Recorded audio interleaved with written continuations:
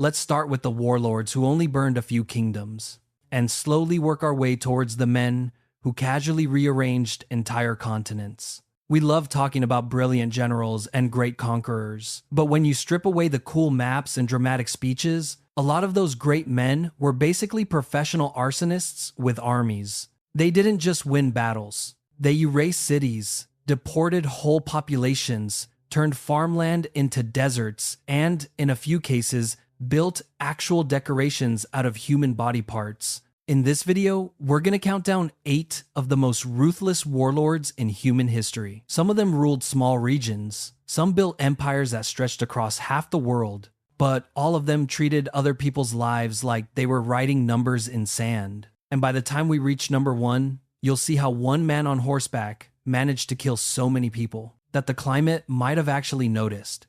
Number 8. Oda Nobunaga, the demon king of the 6th heaven. If you lived in 16th century Japan, you had a problem. There were too many samurai and not enough peace. The country was sliced up into territories controlled by rival warlords called daimyo, castles on hills, samurai on payroll, everyone waiting for an excuse to stab their neighbor in the name of honor. Into this mess rides Oda Nobunaga. At first glance, he doesn't look like Japan's future unifier. As a young man, he's famous for acting weird at his father's funeral, throwing rice around and behaving like a delinquent. The local nobles call him a fool. The fool doesn't care. Nobunaga inherits a small domain and decides that's not enough. He modernizes his army, adopts firearms early, and throws out a lot of the romantic rules of samurai warfare. He's not here for poetic duels at dawn. He's here to win. In 1575, at the Battle of Nagashino, he faces the feared cavalry of the Takeda clan. Traditional samurai wisdom says, charge with honor. Nobunaga says, build wooden fences, line them with gunners, and turn the enemy into Swiss cheese. Wave after wave of Takeda horsemen gallop into a storm of bullets. The old-school warriors are shredded.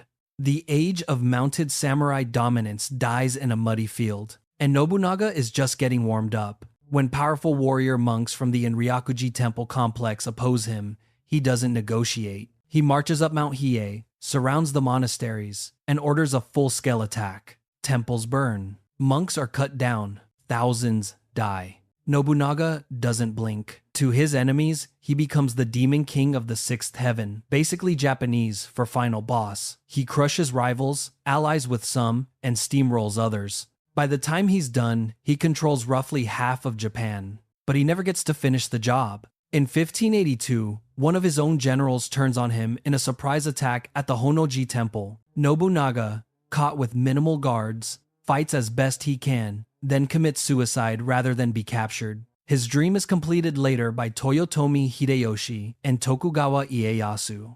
But the man who started the unification of Japan did it the only way he knew how. Nobunaga loved peace so much. He was willing to kill absolutely everyone who got in the way of it. Number 7. Shaka Zulu, the spear reformer. Now we move to southern Africa, early 1800s, where one man decided that if his warriors couldn't outrun death, they weren't trying hard enough. Shaka is born the illegitimate son of a minor Zulu chief. He grows up tough, bullied, and with a chip on his shoulder the size of a rhinoceros. When he joins a neighboring chief's army, he stands out immediately. He doesn't just want to fight better, he wants to change how fighting works. In traditional warfare, African spearmen often hurled long throwing spears from a distance, then danced around each other. Lots of shouting, some casualties, and everyone goes home. Shaka looks at that and says, what if we just don't let them go home? He shortens the spear into the iklwa, a heavy stabbing spear with a wide blade. He gives his men large cowhide shields. Then he drills them relentlessly in close quarters combat. He also invents the horns of the buffalo formation, a strong center to pin the enemy horns, sweeping around to encircle, and reserves, the loins, waiting to join wherever the line needs help. It's simple, brutal, and terrifyingly effective. Under Shaka, the Zulu army becomes a machine. Warriors are forbidden from marrying until they've proven themselves in battle. They run barefoot over long distances to toughen their feet. Deserters, cowards, and villages that resist are dealt with in ways that guarantee no one tries that twice.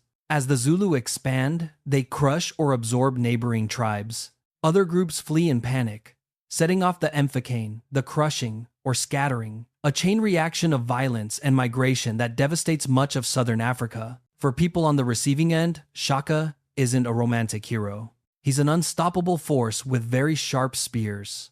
Eventually, his own ruthlessness catches up with him. After his mother dies, Shaka orders a period of extreme mourning. No crops planted, no milk consumed, pregnant women killed, just to show how sad everyone is required to be. His half-brothers decide this is too much. They assassinate him and take power. By then, the Zulu kingdom is a major regional force. Its armies will later clash with European empires. Serving under Shaka Zulu meant you were either in perfect formation or in very shallow graves. Number 6. Vlad the Impaler, the Prince of Spikes.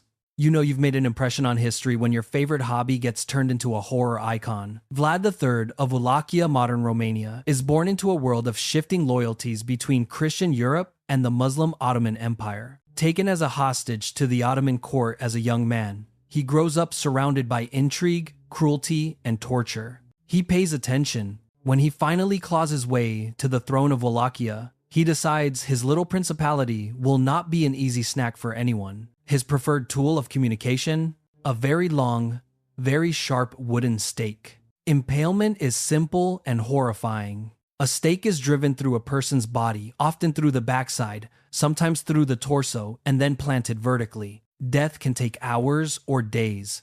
Vlad uses it for everything: enemies, criminals, political opponents, anyone who annoys him on a day ending in 9. One of the most infamous stories is the Forest of the Impaled. According to chroniclers, when a large Ottoman army invades, Vlad avoids pitched battle and wages psychological warfare instead. He raids their camps at night, burns villages, poisons wells. And then, as the Ottomans approach the town of Targovishte, they find thousands of their comrades and captured civilians impaled along the road, an entire landscape of bodies swaying on stakes. The Sultan, seeing this, reportedly decides that maybe this particular vacation destination isn't worth it and withdraws. At home, Vlad enforces his own brand of law and order. A famous tale says he placed a golden cup at a public fountain in his capital. No one dared steal it.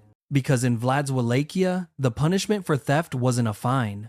It was getting turned into garden decor. To many in Western Europe, he's praised as a defender of Christianity against the Turks. To others, he's a sadistic monster. Centuries later, a writer named Bram Stoker will borrow his nickname Dracula, son of the dragon, and give him a new job as a vampire. Vlad believed in law and order, mostly order. The law was just something you got impaled for breaking.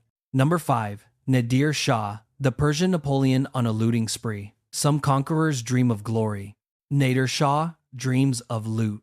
In the early 1700s, Persia is a mess, invaded, divided, and ruled by weak leaders. Nadir starts out as a tribal warrior and quickly proves he has two talents: winning battles and not being sentimental about casualties. He rebuilds the Persian army, mixing cavalry with modern firearms and artillery. He drives out invaders, humiliates enemies, and eventually crowns himself Shah. Then his eyes wander toward one of the richest cities on earth, Delhi, capital of the Mughal Empire in India. In 1739, Nadir meets the Mughal army in battle and absolutely wrecks them. Discipline, firearms and tactics, beat elephants and outdated strategies. The road to Delhi lies open. At first, Nadir behaves almost politely. He strolls into the glittering city, is hosted with ceremonies, and politely demands huge sums of money and treasure. The Mughals pay, hoping he'll go away. Then a rumor spreads that the locals have attacked some of his soldiers. Whether it's deliberate resistance or just a fight gone wrong, Nadir seizes the excuse. He rides out into the streets, points his sword, and orders a general massacre. For hours, maybe days, accounts vary, his troops kill and plunder. Tens of thousands of civilians die. Houses are looted, palaces stripped, jewels ripped from bodies. By the time Nadir Shah finally calls off the slaughter, Delhi has been gutted. He leaves the city carrying so much loot that, according to tradition, he doesn't need to collect taxes in Persia for the next 3 years. He takes the famous peacock throne, encrusted with gems and diamonds like the Koh-i-Noor and Darya-ye-Noor. It is empire building as smash and grab. Back home, his increasing paranoia and cruelty turn his own people against him. He is eventually assassinated by his own officers. But for a brief, bloody moment, he was the man who walked into the richest city in the world and treated it like a clearance sale. Nadir Shah turned empire building into one long smash and grab, followed by the world's shortest tax holiday. Number 4. Attila the Hun, the Scourge of God. Now we head to 5th century Europe, where Roman emperors have nightmares about a man they've never met. Attila inherits leadership of the Huns, a confederation of nomadic tribes sweeping in from the Eurasian steppe. They are masters of horseback archery, hit-and-run raids, and making settled people panic. To the Romans, Attila is a walking disaster. He extorts huge amounts of gold from the Eastern Roman Empire by threatening their borders. When they stop paying, he burns cities, slaughters inhabitants, and carries others away as slaves. He turns his attention west, rampaging through Gaul, modern France, and northern Italy. Some towns are wiped off the map. Others are spared only after paying ransom. Contemporary writers describe him as short, broad-chested, with a flat nose and a reputation for being simple in dress but terrifying in temper. Legends grow fast. Villagers whisper that wherever Attila's horse rides, grass never grows again. Religious writers call him the Scourge of God, a punishment sent to sinful humanity. In 452, he marches toward Rome itself. The city is starving, vulnerable, protected more by reputation than by soldiers. A delegation led by Pope Leo I meets Attila. No one knows exactly what is said. Did the Pope threaten him with divine wrath? Did Attila realize his supply lines were overstretched? Did he just have indigestion? Whatever the reason, Attila turns around and leaves. Rome is spared, this time. Not long after, on the night of a wedding feast, Attila dies, possibly from a burst blood vessel, possibly choking, possibly something else entirely. His followers bury him in a secret grave, allegedly diverting a river to hide it, and kill the workers so no one finds it. Without his leadership, the Hunnic Empire collapses quickly. Attila never built cities or roads. He didn't leave behind law codes or monuments, but he did leave behind centuries of Europeans shivering at his name. Attila didn't bother building cities. He just visited other people's and left them slightly less three-dimensional. Number 3. Timur, the architect of skull pyramids. If you thought things couldn't get darker than Attila, Timur would like to have a word. Also known in the West as Tamerlane, he rises in 14th century Central Asia, what is now Uzbekistan, claiming distant kinship with Genghis Khan. He is not interested in being second place. Timur builds a powerful army of steppe cavalry, Persian infantry, and mercenaries from all over. Then he unleashes it on the world with an enthusiasm that would worry even other conquerors. When a city resists him, his answer is almost always the same: siege, capture, slaughter, statement. In the Persian city of Isfahan, a revolt breaks out after locals kill some of his tax collectors. Timur responds by ordering a massacre. Chroniclers claim his soldiers were instructed to bring back a certain number of heads each. When they're done, he has the heads stacked into massive pyramids outside the city walls. Congratulations. Your skyline now includes human sculptures. He does the same thing elsewhere. In Tikrit, in Aleppo, in other cities that dare to defy him. When he invades India and reaches Delhi, he defeats the local rulers at the Battle of Delhi in 1398. Before the battle, he orders the execution of tens of thousands of civilian captives so they won't cause trouble in his rear. After victory, his forces spend days looting and destroying the city. And yet, Timur adores art and architecture. He pours wealth into his capital, Samarkand, bringing in artisans, craftsmen, scholars. He builds magnificent mosques and mausoleums, turning the city into a glittering jewel of Islamic civilization. It's a strange combination. One of the worst war criminals in history by modern standards, and a patron of culture who genuinely loves beautiful buildings. He just happens to build some of his most memorable projects out of skulls. Timur loved architecture so much that every time a city annoyed him, he redesigned it into one big open floor plan. Number 2. Subutai, the Hammer of the Mongols. You already know who number 1 is going to be. But before we get to him, we need to talk about the man who actually did a lot of the heavy lifting. Subutai is born to a humble herdsman family on the Mongolian steppe. No noble blood, no fancy connections, just talent. Genghis Khan spots that talent early. Subutai rises from doorkeeper to one of the empire's greatest generals. If Genghis is the architect, Subutai is the wrecking crew. He masterminds campaigns across a staggering range of terrain: mountains, deserts, forests, frozen rivers. In the west, he leads Mongol armies into Eastern Europe. At the Battle of Mohi in 1241, he crushes the Hungarian forces with a combination of feigned retreats, surprise attacks, and clever use of bridges and river crossings. He orchestrates simultaneous invasions from different directions, coordinating troops hundreds of kilometers apart, centuries before modern communications. He does the same to the Rus principalities, storming cities like Kiev and leaving smoking ruins behind. In the east, he helps design the destruction of the Khwarezmian Empire, attacking from multiple sides, chasing survivors into the desert, leaving almost nothing standing. Subutai is ruthless, but not sloppy. He values intelligence and scouting, often sending spies ahead in disguise. He adapts siege techniques, uses captured engineers, and isn't afraid to learn from enemies. The result is terrifying efficiency. Wherever he goes, cities fall, populations are slaughtered or enslaved, and the map gets redrawn. By the end of his career, Subutai claims to have conquered or helped conquer more territory than perhaps any other general in history. And yet, outside of specialist books, most people don't even know his name. He didn't crave titles or crowns. He just wanted to win. He was the perfect warlord's warlord, the man who turned Genghis Khan's vision into smoking reality. They didn't just lead armies. They beta tested the idea of industrial-scale conquest using horses. Number 1.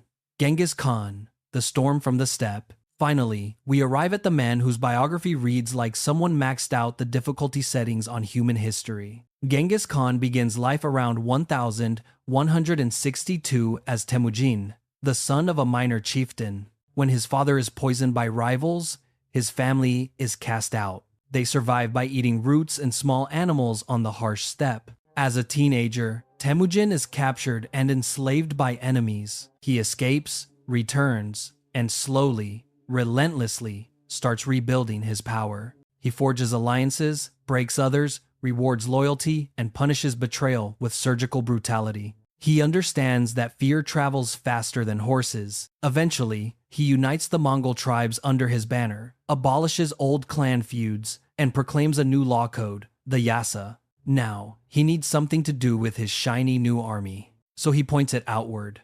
He turns his warriors into one of the most efficient fighting forces ever seen. Light cavalry archers who can hit targets at full gallop. Strict discipline, desertion, and disobedience are punished harshly, but merit is rewarded regardless of birth. An intelligence network of spies, scouts, and defectors. Psychological warfare. Surrender and you might live. Resist and your city might cease to exist. First, he smashes the Xia and Jin dynasties in northern China. Cities that surrender are often spared. Those that resist can be annihilated. Then he turns west toward the Khwarezmian Empire, stretching across modern Iran, Turkmenistan, and Uzbekistan. After a Khwarezmian governor insults and murders Mongol envoys, Genghis sees red. His armies descend on the region like a natural disaster with a mailing address. Cities are besieged, stormed, and destroyed. Population estimates are rough, but it's clear that whole regions are depopulated. Irrigation systems are wrecked. Fields revert to desert. In some places, it takes centuries to recover. And yet, Genghis isn't just a destroyer. Within his empire, he promotes religious tolerance, allowing Muslims, Christians, Buddhists, and others to practice their faiths. He encourages trade along the Silk Road, protects merchants, and standardizes weights and measures. Under Mongol rule, a trader can travel vast distances with relative safety, assuming they're not from a city that recently annoyed him. Modern researchers estimate that wars launched under Genghis and his immediate successors may have killed tens of millions of people, so many that some scientists think the resulting regrowth of forests on abandoned farmland may have had a tiny cooling effect on the global climate. Most conquerors change borders.